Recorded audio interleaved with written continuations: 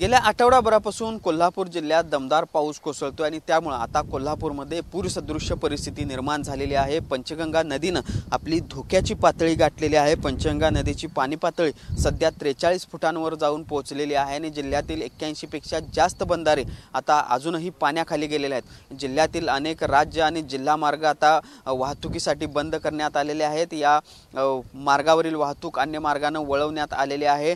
त्याचबरोबर जर आपण बघितलं तर शहर आणि परिसरात पावसाचा जोर आता काहीसा कमी असला तरी जिल्ह्याच्या धरण क्षेत्रात अजूनही दमदार पाऊस कोसळतोय आणि त्यामुळे राधानगरी धरणाच्या पाणी साठ्यात देखील झपाट्याने वाढ होते। राधानगरी धरणात जवळपास 98% पेक्षा जास्त पाणी साठा जो आहे तो झालेला आहे आणि त्यामुळे दुपारपर्यंत हे धरण 100% भरून त्याचे स्वयंचलित दरवाजे जे आहेत ते उघडण्याची शक्यता आहे आणि त्यामुळे या पंचगंगा नदीच्या पाणी पातळीमध्ये अजूनही वाढ होण्याची शक्यता जी आहे ती निर्माण झालेली आहे। या सगळ्या परिस्थितीमुळे आपण बघतोय अनेक महत्त्वाचे मार्ग जे आहेत ते बंद होताना पाहायला मिळत आहेत।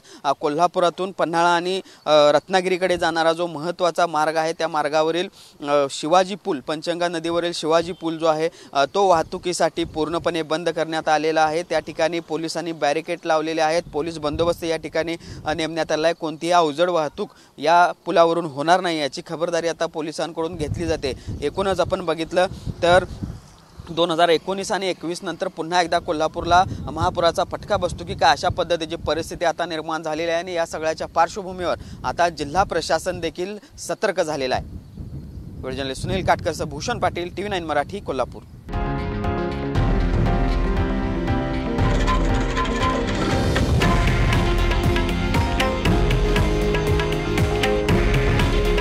हे आहे देशातील नंबर 1 न्यूज नेटवर्क आणि आपण पाहत आहात TV9 मराठी। काळजी तुमची, हित महाराष्ट्राचं।